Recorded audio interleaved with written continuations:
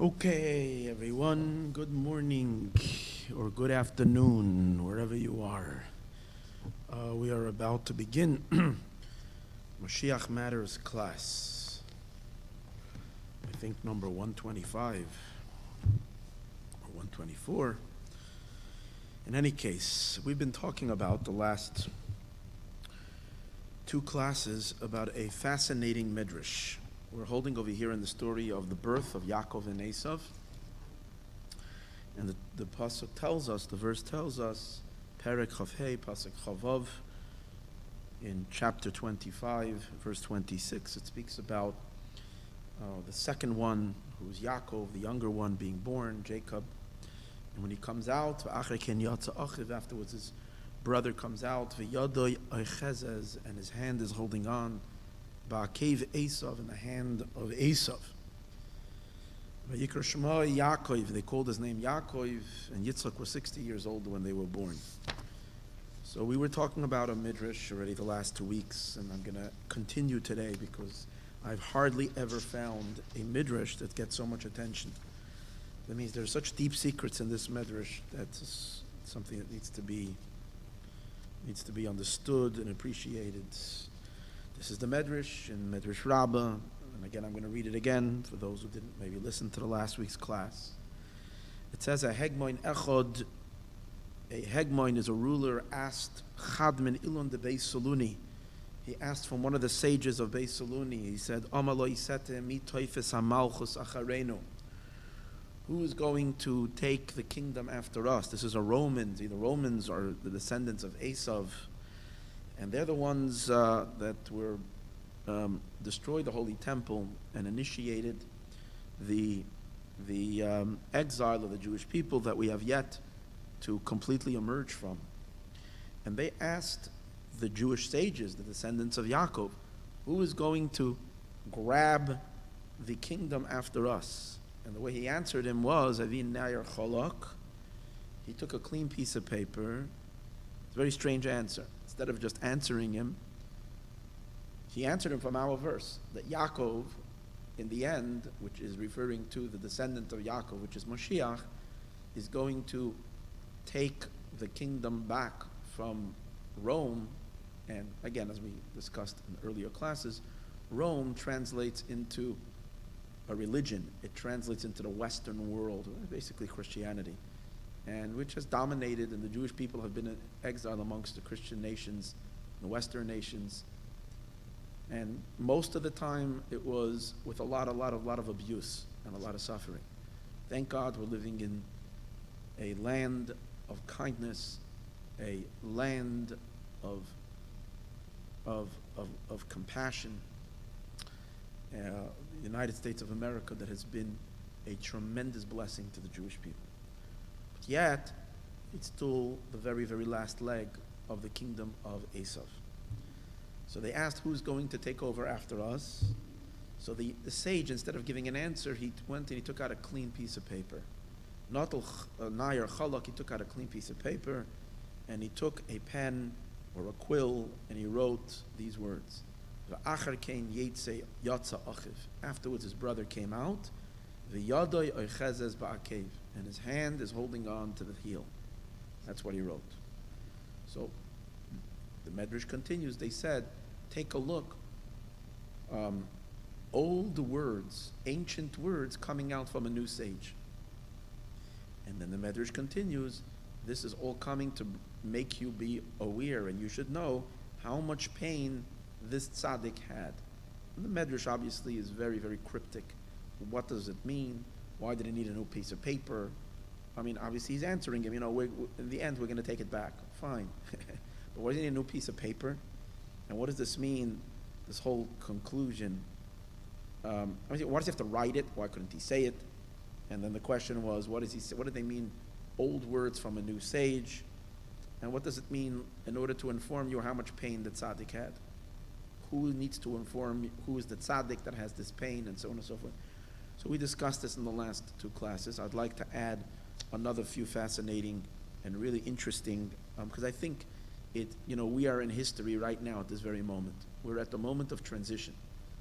The rise of the Jewish people, the return to Israel. You see, The story of the recognition of Jerusalem is huge, huge, huge, huge, huge. It's the biggest event. It's the biggest event in the last 1,000 years. People don't realize.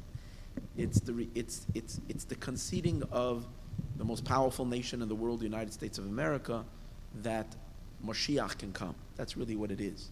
Because what needs to happen next is the revelation of Moshiach Tzidkenu, and his kingdom is going to be in Yerushalayim, through which he will rule over the entire world. And I want everybody, when I was creating YouTube videos, I have no control on who's listening to this.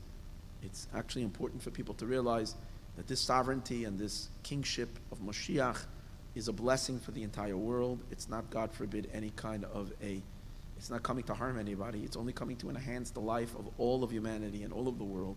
Because Moshiach Tzidkenu is going to be, this is the Messiah, Moshiach. He's going to be the ultimate channel to godly blessing and godly enlightenment. It took the world all this time to prepare itself for this great enrichment. It's going to come through Moshiach, who's going to bring humanity to its ultimate state, and not only that, he's going to continue to lead us to higher and higher and higher and higher and higher accomplishments and blessings, and everything negative, bad, and dark in the world is going to be eliminated forever. So this is good news, not just for the Jewish people. It's good news for the entire world. But it was a struggle until we can get to this place. Holiness will finally dominate. This has been happening, and it's happening right now. And therefore, it's so appropriate that we read this transition, where Yaakov takes back the kingship from his brother Esav. Now, so this whole idea, what's this new paper and what's this thing? So I'd like to share with you some new ideas, which I saw since last week. There is a sefer called Binyan Ariel. I think it's by Reb Shlomo Kluger. That's who I think it is. One of the great geniuses in the days of the Baal Shem Tov. Great Torah scholars, 17th century, end of the 17th century. I'm sorry, 18th century. In any case, he it's just a more Talmudic kind of an understanding of why he wrote down this answer. Why couldn't he just tell it to him? What was he writing for? So he relates an interesting halacha. There is a halacha, there is a law that you're not supposed to write down a pasuk. You're not allowed to write a full pasuk of Torah Shebiksav. You're only allowed to write a chumash, which means you're not supposed to write a verse. You can write a verse included in writing a entire chumash, an entire book, but just to cut and cut and cut and paste, take a verse of Torah and write it, you're getting into a halachic, it's questionable according to halacha what you're allowed to write. The Gemara says, Masechtas Gittin, the Talmud says that there was this great queen, her name was Hilni, and Hilni the queen did certain things that the sages praised her for. She was a Jewish queen during the time of the Second Temple era. So she was from the Hashmonaim dynasty. So what she did was, one of the things she did was, she made a gold engraved tablet in the temple, in the Beis HaMikdash, which the parsha, the paragraph, or the paragraphs, dealing with the wayward wife, the wife who's unfaithful to her husband, called the Sota. And that woman is brought to the Holy Temple. There's a certain procedure that is done in order to validate her innocence, in order to see if she sinned or not. She's given a certain test. And that test is like an x-ray, but it's a spiritual x-ray that can kind of x-ray her soul and say, and then, we know, you give her to drink this water, whatever, it's a whole thing. I'll explain the Sota. We learned about it last week in the Parsha. In any case, the Kohen who would write down the Kohen who would officiate over this procedure would have to take a parchment, and we'd have to write down the verses, and then he would erase the ink, the parchment, into water, okay, and then give it to drink that water with this ink. So there is a prohibition against writing Torah by heart. You're not allowed to write verses of the written Torah. by heart, because being that it's so important that we shouldn't make any mistakes and we should have the original copy, the way the Torah was given with every little letter. So you're not allowed to write Torah not looking inside. So you have to copy. So what they used to do in the olden days is that before this Hilni would come, they would, each time when the Kohen would sit down with a parchment to write this sota paragraphs, they would have to bring a real Torah, and he would have to look at it and copy. When a scribe writes Torah, he has to copy from a Torah. But they used to have to do that. And they felt it was she felt it was disrespectful to the Torah that it had to be used just to serve as a copier. So what she did was, she made a golden tablet, and she had engraved or written on it, whatever, the entire parsha, so that the Kohen could just look at it and copy from it. But the sages ask, how is she allowed to make such an engravement? She's only writing a portion, not the whole thing. You're not allowed to write a part of a chumash. Now, it's not a question on the Kohen. The Kohen is allowed to write it because it's a special obligation that he's supposed to do that. The Torah obviously gives him permission. The question is her tablet that she made, that the Torah didn't mandate that she should do that, and then how are you allowed to do it? It's only part of a chumash. So one of the answers the Gemara says is that she did not write all the words. She only wrote the first letter of every word. She wrote the first letter of every word. And when the Kohen looked at it, the Kohen noticed, let's see, when he saw an aleph, that the word is eleh, just to give an example. When he saw a beis, he realized that the word is, or a samach, he knew the word is sota, whatever, just giving an example. Okay, so by looking, he was able, the Kohen knew the verses by heart, but you're not allowed to write it by heart. So by looking at something that has symbols, even though it doesn't have it all written out, that's okay already. It's not considered writing it by heart. The main problem with writing by heart is you might miss out a word. But if you have the first letters, at least you remember. So on the one hand, she was allowed to write that. On the other hand, she was allowed to engrave that on a tablet, because it's not considered writing Torah. But on the other hand, this sufficed that the Kohen doesn't have to bring another Torah to copy. That's what the Gemara says. So you see from that when they wanted to write verses of Torah, but you couldn't write one verse from amongst many, you would write it in that kind of a cryptic state where you write the letters, the first letters. So therefore, based on this, the Binyan Ariel, Reb Shlomo Kluger, says that when he took a kulmis, when this rabbi, this sage, answers this Roman governor or Roman official, he answers him this answer, he purposely didn't say it, he wrote it. But when he wrote it, he couldn't write out the verse, he wrote only the first letters. So what were the letters that he wrote? What does the pasuk say? It says, V'yadoi, v'achrei, and afterwards, Cain, v'achrei Cain, and after this, Yatsa Achiv, his brother came out, V'yadoi echezes ba'akev, those letters he wrote. And his hand is holding on, and comes out that he only wrote a Vav, a Chaf, a Yud, a Aleph, a Vav, and an Aleph, and a Beis. Because he wrote only the letters, the Rosh Tevis. If that's the case, these letters, if you do the gematria, they are gematria 46. How do we have that? V'achrei Cain Yatza is Vav Chaf Yud. Chaf is 20, Yud is 10, Vav is 6, it's 26. Achiv is an Aleph. V'yadai, and his hand is a Vav. So Aleph and Vav is another 7. 26 and 7 is 33. And then hold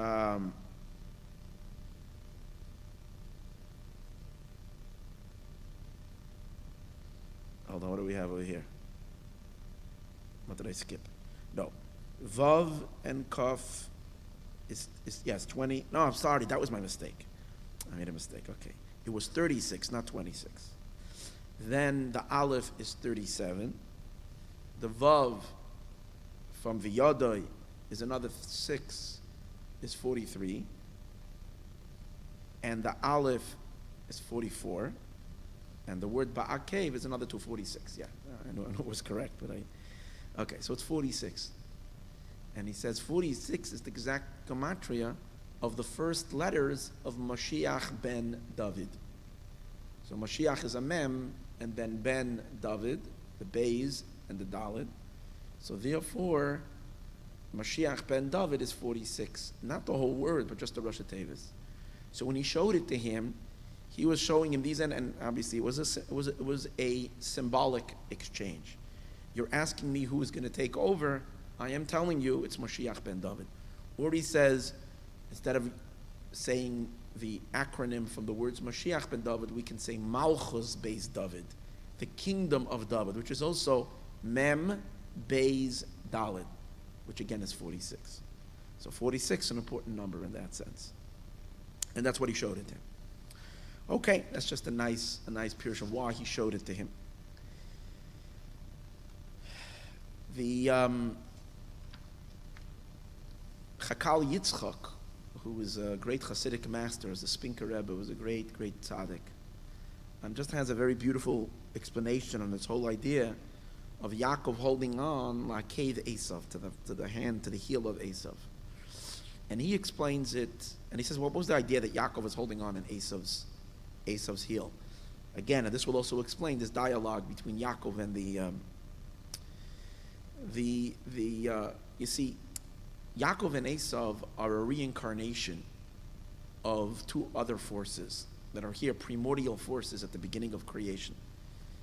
Who are they? There was the first encounter and scuffle. There's a second scuffle. This is already the second scuffle. As we find, Yaakov and Esav are scuffling in Rivka's womb. But they have a scuffle already originally. That is in the Garden of Eden.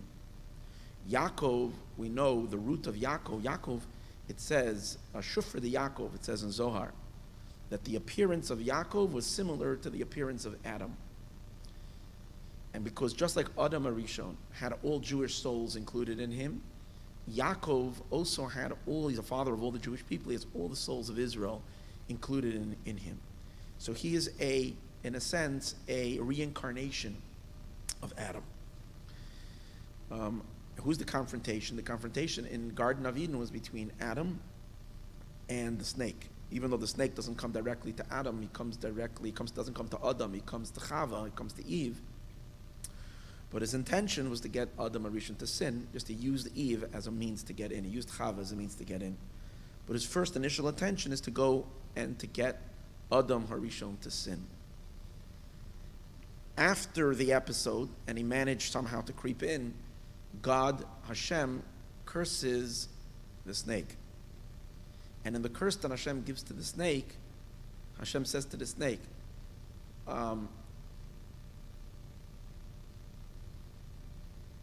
Hu yeshuv charoish, he is going to chop your head off. Va'ata teshivenu akev, but you're going to be able to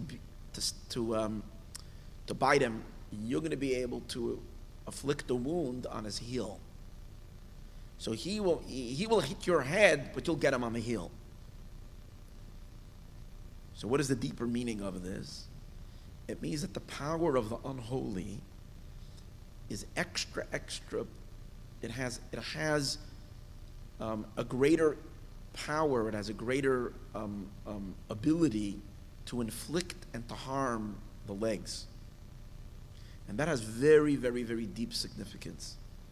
That our legs are always in danger. When you go hiking, we always know you got to prepare. You be careful where you put your feet, because there's a snake that can hit you in the legs. In general, we find that Yaakov and Esav, when they battle, Esav has sometimes superiority over Yaakov, but only on the legs. We find later that Yaakov and Esav had Yaakov fights with the angel of Esav. And when he fights with the angel of Esav, the angel knocks out his socket in his leg. So it says he doesn't have any dominion higher up. And it all goes back to Adam Arishon with the snake, that God gives the snake ability to harm him in the leg. He translates into psychological, into our divine worship. And the spiritual meaning of that is Rosh always means the beginning, and leg means the end. So there is the beginning of time, and then there is the end. Like for example, the beginning of the year is called Rosh Hashanah. And he says, interesting, you take a look at Rosh Hashanah, we all come to shul, we all come to synagogue, we're all very, very excited because it's new. And we're willing and we're excited to submit ourselves to be good Jews, to live a life in surrender to our King, and to try to live our lives with our utmost subservience to God. And at that time, we all take upon ourselves deep resolutions and commitments to better ourselves, to live a more purposeful existence. And how long does it last? To each their own. Some people manage that it should last for a couple of months. For others, sadly, a couple of weeks. For others, a couple of days. And for some, a few hours. And for some, just a few minutes. But at least in the beginning, there's an expression that says there's ein chasidus, there isn't piety like the beginning. When always in the beginning, you take upon yourself, you're always enthusiastic, excited. But after the time wears off, we fall back to laziness and we get back, God forbid, and then we're not so vigilant and we're not so alert, and God forbid, the Yetzer Hara, the evil inclination, could get us. And that's the idea that the snake is always lurching by our feet. He waits. He says, okay, you're excited. I'm not going to bother you right now. Person learns something, gets inspired by something, and really feels that he or she, they're going to make a real change in their life. They're going to start living their lives, with something new, with new meaning and new. Yeah, but wear it off. Let's meet the person in a couple of weeks, couple of months. It wears off, and that's the meaning the snake will get you at the end. Now, just like that refers to a person, each one individually in our own individual lives. Just like that's true in the micro, it's also true in the macro. When we look at all of human history, the Jewish people were very, very strong for hundreds of generations, thousands of years. Jews were very, very committed to their Judaism, to their observance. Sadly, take a look at the Jewish people. Most of Israel, most of the Jewish people, most of the Jewish population, in the last 100, 150 or so years, kind of wandered away from observance, lost their way, and started mingling and started living secular lives and not mitzvah observant lives, which is very, very sad. This is the idea that the unholy is able to hit us at the legs. And even Jews that are committed to living lives as Torah and mitzvahs, we still are inflicted deeply by Yetzer Hara, by evil inclinations. Like people are always pointing out, you see this religious person did so and so and so. Yetzer Hara is very strong, and it affects and it impacts. We're much, much weaker at the end, at the legs. Particularly in which legs? In this exile, the exile that we're currently in, the exile of Esav. Because, let's go back, we mentioned that Yaakov is an incarnation of Adam. The power of Esav is plugged into the snake. Not that Esav is the snake, God forbid, but that Esav is deeply affected by the snake. Where do we find that? We find that in, it says in the Pasuk, in the verse it says that Esav was a man of the field. Esav ish sadeh, he was an outdoors man, he was a hunter. And the Targum says, Nachsharyon, the words of the Targum, he uses the words Nachshirchain, the Unkelus. Now, if you take the word Nachshirchain, Nachashirchain, which means Nachash Yarchain, he is the thigh of the snake. So Esav is plugged into the other side, the side of the unholy, until he's fixed. And once he's fixed, he's rectified, and then he's elevated, as we spoke many times. But there is a lot of snake venom in Esav, and that's why Rome so brutally and so horrifically destroyed the empire of holiness. And the battle rages. But when does Esav get his real might and his real power? In other words, even though Esav was able to physically abuse the Jewish people for thousands of years, they have not mastered the Jewish soul. They haven't gotten into the soul. They remained only inflicting suffering on the body.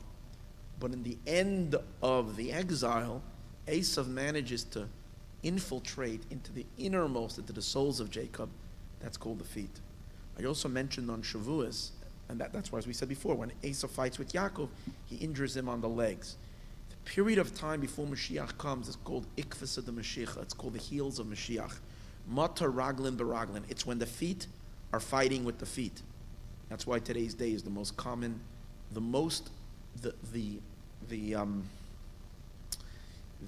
sport that is most celebrated across the world. Here we play basketball, and we play baseball, and so on and so forth, which in all of them the feet play a major role. But the sport that's most accepted universally that people follow is soccer. I call football or whatever, but it's soccer. And the idea is it's a game that's played completely by the feet. And the two teams. And what that represents is the ball represents the world. And the feet of holiness and the feet of the unholy are struggling. And here's where the situation is. The feet of Esav is stronger than the feet of Jacob, or so it seems. So therefore, the angel, it's where the Roman general, the Roman officer, is teasing Yaakov. He's teasing the sage. And he's saying, who's going to take the kingdom after us? Because the way things are going, he says, that in the end of time, you think we're strong now, we will be much stronger when it comes to our legs. Because that's when we have power over you. And that's the deeper meaning of why Yaakov grabbed onto Esav's heel. When Yaakov was grabbing onto Esav's heel means that Yaakov wanted to stop that power that Esav has in his legs. So he grabs onto it. And I saw an interesting, one of the explanations says, Va'achri Cain, and afterwards, that Yaakov, whenever it says Achri Cain, it doesn't mean quickly. It means a while later. That means that Yaakov did not come out after Esav immediately. He took a while till he came out. But yet, and it could have been in a couple of hours, that this little tiny infant just born was holding on to the heel of Esav with enormous strength. What means Yaakov wanted to undo the curse because Yaakov is the incarnation. This is his second chance. The first time he fell as a result of his sin, and the snake had power over him, and that snake and that power of the snake God gave to the feet, to the akev, to the heels of the snake, that it has power over Yaakov. But Yaakov wanted to stop that. By the way, I just want to say an interesting thing I mentioned on Shavuos by night. The Talmud says in Masechtas Brachos that we're surrounded by demons. We don't see them. And the Talmud goes on to say certain signs that the demons are all over the place. And they say one of the things is that the feet that become tired or the knees that are aching, it's from them. It's because we're banging against them all the time. It's a little bit of a freaky thought, but the reason why we have, because the feet, that's where the unholy put tremendous pressure on our legs, on our feet. That's where they get us. Yaakov wanted to stop that, and he did, because his hand, meaning his power, is holding on to Esav's heel to reverse the curse that was given at the initial time. So when the Roman nobleman, therefore says to Yaakov, to the rabbi, and he says to him, who's going to take the kingdom after us? We're so powerful, especially our legs. So what does the sage do? He takes a new sheet of paper, brings a new paper, and he writes it. The symbolism in bringing the new paper, meaning it's a new order. It's not the old order.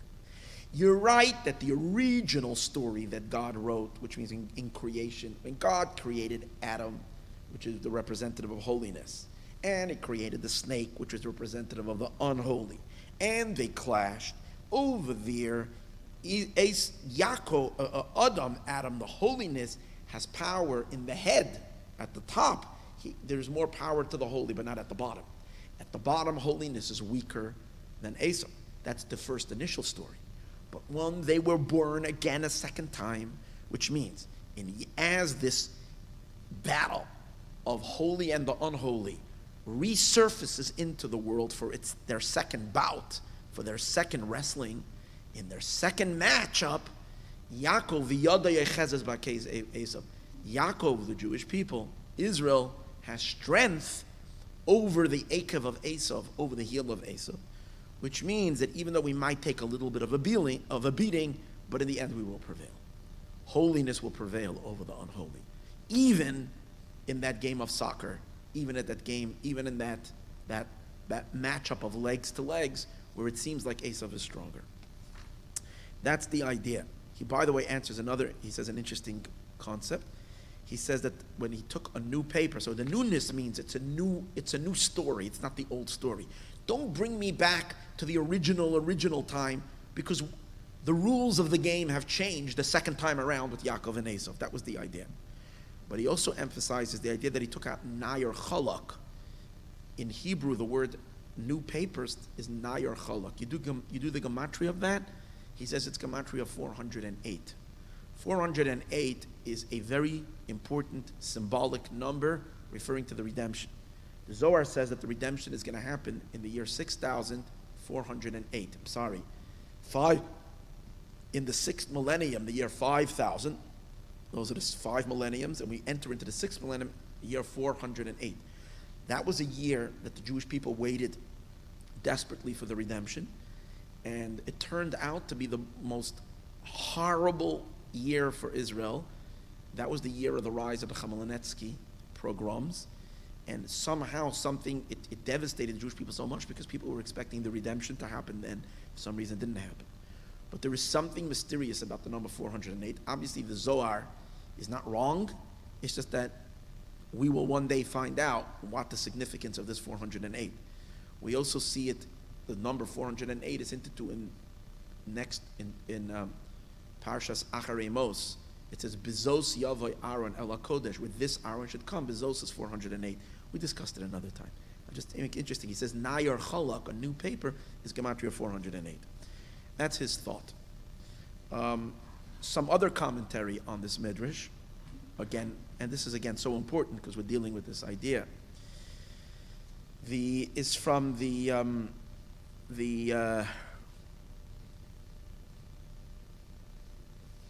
and there was so much commentary on this.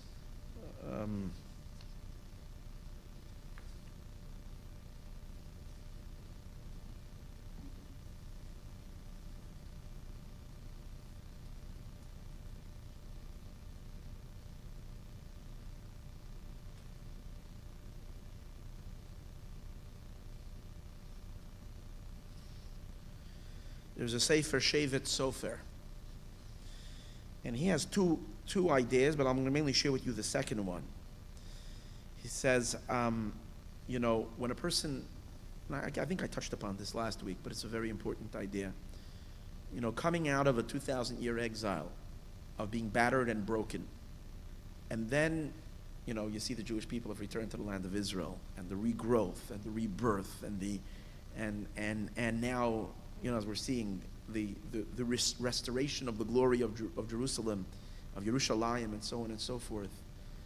When a person goes through a difficult time, a time of abuse, a time of suffering, there is always the possibility that even when things have cleared up for them, they're healed, they came out of this abusive relationship, in a free state, there's always a certain lingering pain. There is a leftover remnants of the previous pain, of the previous suffering as they remember it. And that's kind of what Esav was saying. That's what the Roman thing was saying. By the time you're done with us, by the time we're finished with you guys, after all that the affliction, you will be so broken in spirit that even if things turn good for you, you'll never be able to restore the joy, the happiness. And there will always be a memory of exile. So that's why but he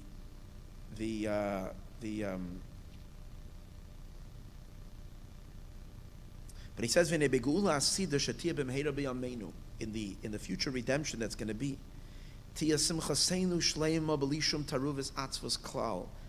our joy is going to be so great there won't be any mixture of sadness at all.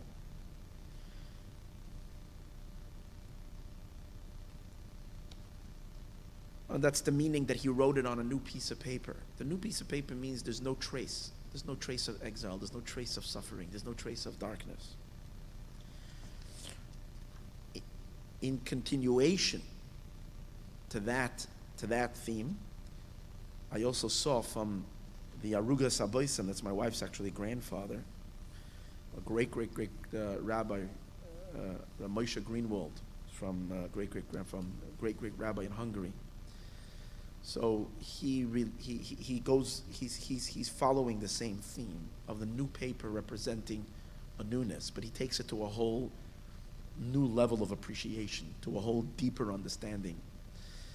Again, the Talmud, the Mishnah in Ethics of the Father says, when you teach a young child who's innocent, then the teachings, then it won't be erased. It's going to be etched in their hearts forever and ever. But when you teach older people, being that they have already learned so much, so you're writing already, it's compared to writing on an erased piece of paper, that it doesn't come out so clear and it doesn't last so long. But it's a new, clean piece of paper. It's permanent. It's lasting. It's real. Because there's nothing. There's no trace. It's not being scribbled on some other scribbling. So therefore, he says there's a very big problem. After the Jewish people are an ancient people, we've been here for thousands of years. We've physically and spiritually been suffered. We can say we're already all graffitied up from the pain and the suffering of the exile. So what's the advantage? Okay, when Moshiach will come, things will be good again. But how will that deal with, and even spiritually, how will we be able to appreciate the depth of a connection to God after there has been so much, our hearts have become, God forbid, nests for forces, for think about it, a heart that has had greed inside of it, a heart that has had lust inside of it, non-kosher lusts, a heart that has had resentment, a heart that has had anger. How will such a heart, be able to experience true intimacy? Like a person, I mentioned earlier, when a child has been abused, any kind of abuse, mentally, emotionally, sexually, or whatever it is, and then they get married, they're carrying all that, unless they go to a therapist who's going to help them really, really, really flush it all out, then they're going to carry that abuse, and they're never going to be able to achieve true intimacy with their partner, with their husband, because they're carrying, they don't have that, they have that abuse. Or people that have been so abused for such a long time. King David really says that. King David, he was a tzaddik, such a holy man, but because of his tremendous humility, he felt that he sinned, and he says to God, he says, I'm doing tshuva, I'm repenting, I'm trying to be a good Jew, I'm trying to come back to you, God. I want to serve you, I want to connect to you. But even if you're going to accept my tshuva, my repentance, and even if you're going to bring me back, but my heart has already been scribbled on. My heart has been already so darkened. That's why, what does he pray to God? He says, Leiv tahor baroli elokim. In Psalm 51, he says, create for me a new heart. My old heart, it doesn't work anymore. You're going to try to write these holy, you're going to bring me a holy relationship, a deep connection to you, God, on a heart that has already, God forbid, tangled with the demon, tangled with the Satan, tangled with unholiness. And now, in a sense, like I've already, God forbid, slept with the devil. And now you're going to give me intimacy with you, Hashem. So David HaMelech says, create for me a new heart. V'ruach nachon, and then a chadesh bekirmi, then you'll be able to give me a new spirit. The spirit is the writing that's coming on the It's very, very deep and very, very, very special. So what does God say to the Jewish people? So it says, so that's what the Jewish people say to God.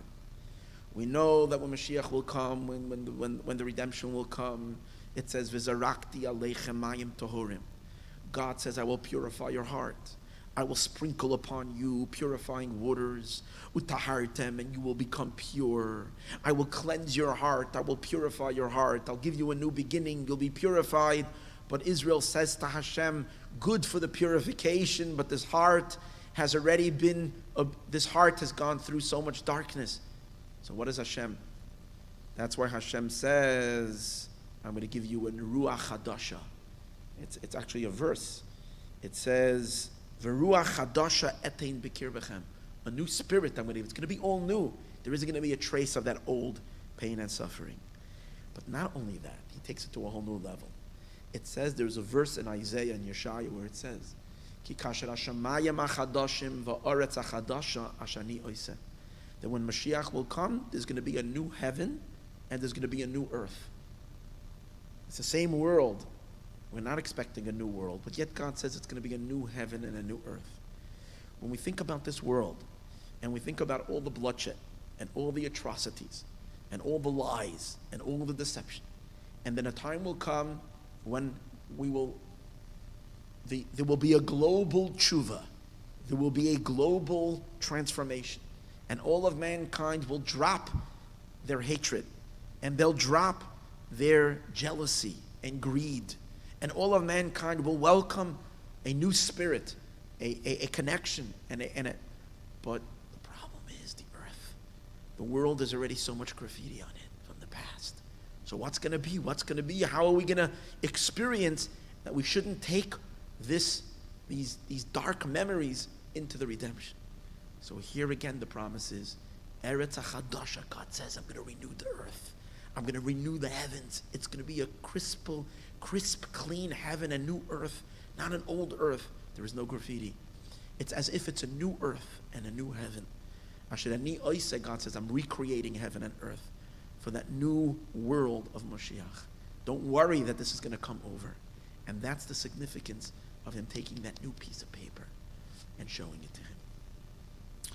Okay, to conclude, there's more to say about this, but just to conclude, I want to conclude with one more interpretation, which I think is very, very, very applicable. And not only applicable, but it's actually something that in a sense is we're seeing this idea unfolding in front of our eyes. This is from the Sefer Tchelis Mordechai. Is Reb Shalom Shvadron. There's two Shalom Shvadrons. There was a Shalom Shvadron who's passed away maybe like 10 years ago. He was the Maggid of Jerusalem. He was a speaker in Jerusalem who was known as the ultimate, I don't want to say the word preacher, I don't like the word preacher, but he was the lecturer of Yerushalayim. And when he spoke, he was just an amazing orator, and he was funny, he was good. He was able to really capture their audience. He was a very special person. His grandfather wrote a Sefer Tchelis Mordechai. He lived in Poland, in Galicia. He passed away in 1911. So he writes, he was a genius, great scholar, and a Chassidic Jew. Chartke v'Chassid from the Ruzhiner dynasty. So Reb Shalom Shvadron, translates this medrash to say as follows. The whole idea of the new piece of paper and the old. Well, what's this idea? So again, he brings us back to, just give me a second, let me just open it so I have the correct.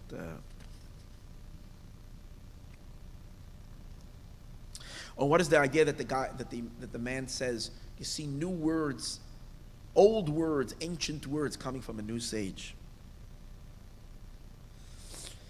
The idea over here is as follows.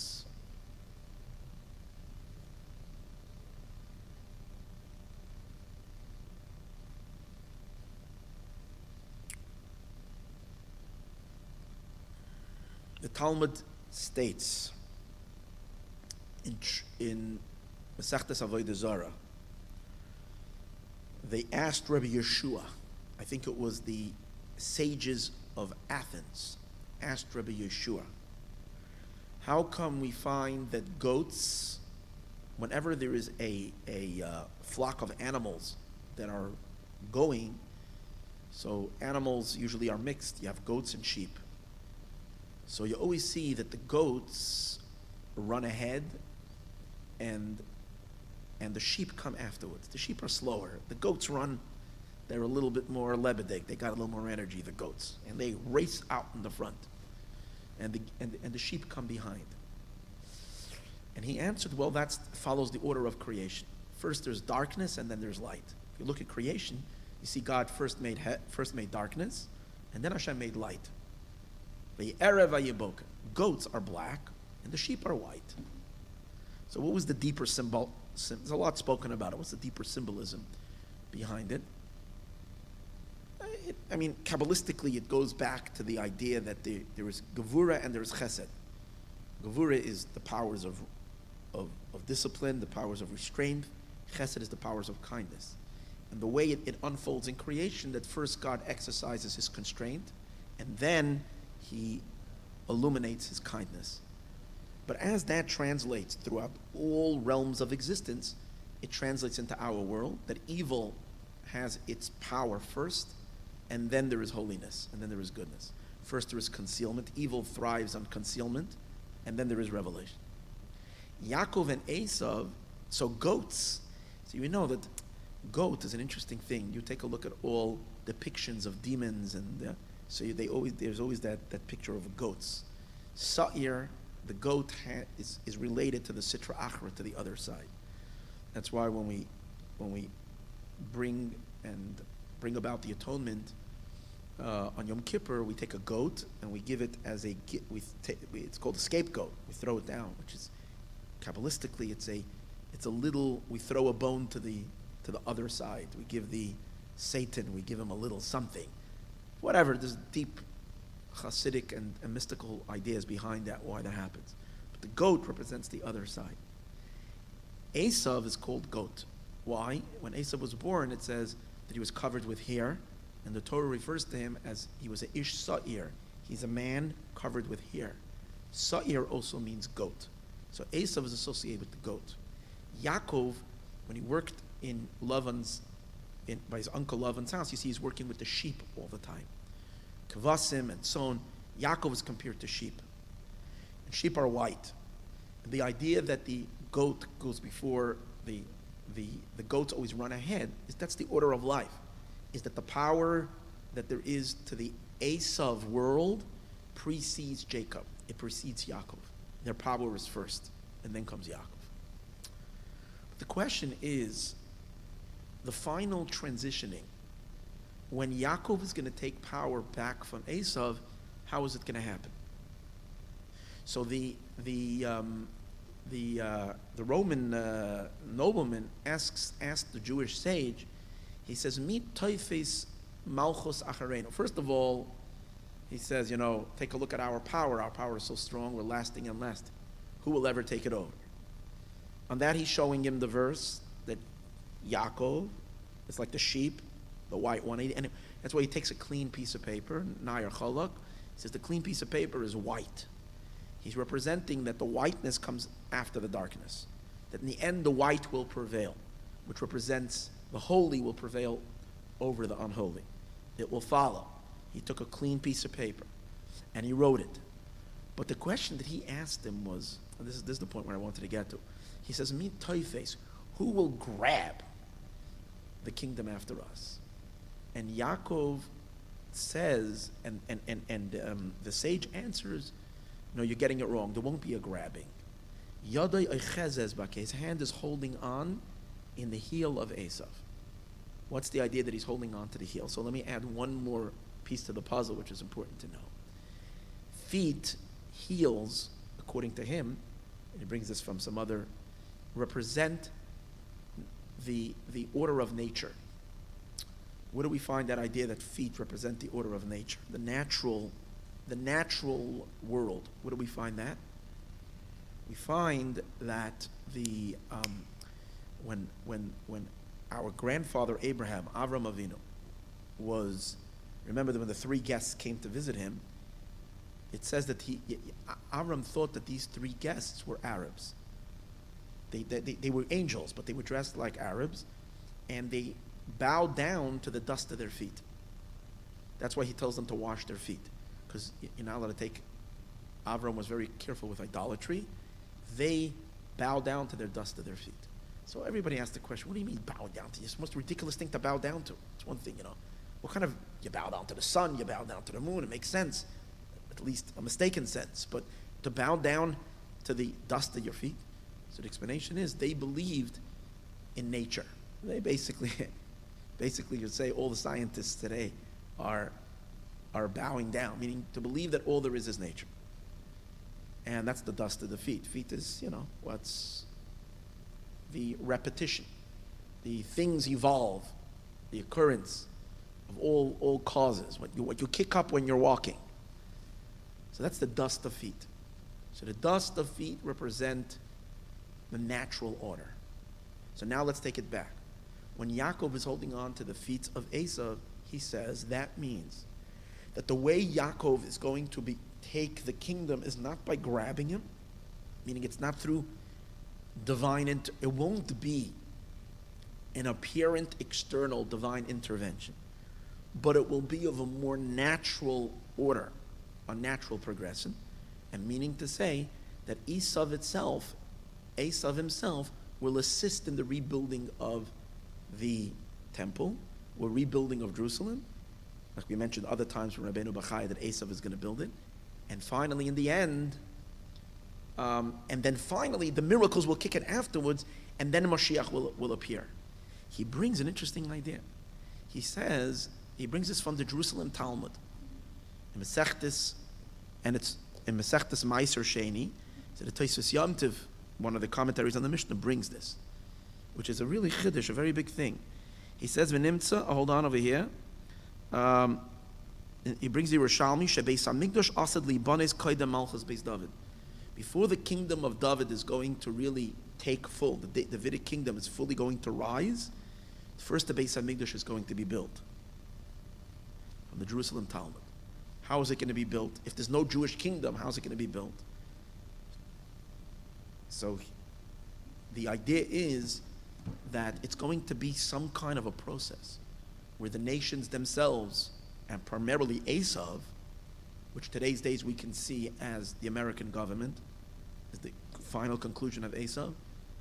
And as I mentioned many times, President Trump has many features, Esav features to him, will be involved in helping. Like you see, the recognition of Jerusalem, we're getting pretty close to the next step. And that's going to be done before the revelation of Moshiach Tzidkenu. And then complete revelation of Moshiach. Going to stop and say, hold it. According to Maimonides, Rambam, and we follow halachically, Moshiach is going to build the Beis Hamikdash. Moshiach is going to do this all. He's going to gather the Jewish people. According to what the Tosfos Yom Tov is saying is that Kibbutz Galuyos and the building of the Beis Hamikdash, Kibbutz Galuyos, it's before Moshiach. How does it fit?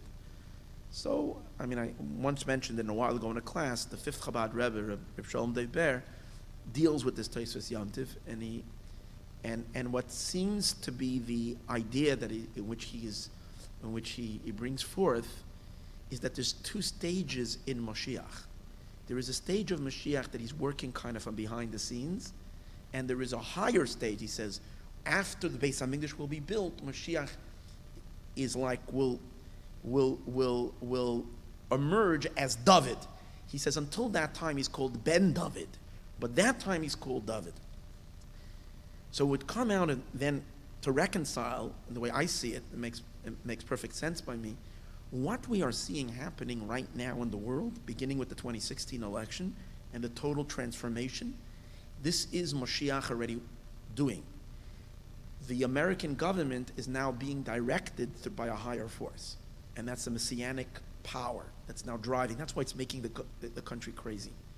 That's why anybody that's not signed up and part of it and is standing on the outside is going nuts. They're going crazy. Want impeachment, because this whole thing doesn't make any sense. I just saw today that Obama had said that it could be that he was 20 years early. Right after his election, right? He said, I can't believe that this is what happens. You see, it's divine intervention. Something's going on. Now it's interesting. The Lubavitcher Rebbe said already in 1990 and 1991 in his Farbrengens that Bias HaMashiach happened already. In other words, he said the year that Mashiach is revealed was already fulfilled. So Mashiach was revealed already in the world in 1990. in 1991. My personal opinion, it's the Rebbe. He was already revealed. But that's a revelation, as Ben David. Now we're seeing his work being done from behind the scenes, driving the redemption in a way that it's not Moshiach doing it. The nations themselves will build the Beis HaMikdash. Through Donald Trump, through Nikki Haley, through David Friedman, who's happens to be a Jew, Jason Greenblatt, all these people. How, what, where, and when, you're still going to see big things happening. It's not stopping. It's going to lead to the building of the temple. I don't know exactly what, where, and when. And then afterwards comes the full Malchus. That doesn't mean we have to wait till then for the actual Moshiach Tzedkenu to reveal himself to us. Begashmias. We don't have to wait necessarily to see that. But the real Malchus Beis David and his full power happens after Binyan Beis HaMikdash, according to this. So there is kind of a reconciliation. And that's the meaning of what he was showing him. He's telling him, you're saying, Mitoifes HaMalchus, who's going to grab the Malchus. I'm telling you that it's not going to be a grabbing. It's going to be, he's holding on. Ba'akev, as we said earlier, heel, feet, represent a natural process in which Yaakov is going to take the Melucha, and only afterwards is going to be the great spiritual revelations that are going to come after that. This is really, really, really fascinating stuff in which we're seeing happening. Let's all hope that we don't have to wait for a slow process, but that things should move much quicker. We should see already the complete redemption. May it be now.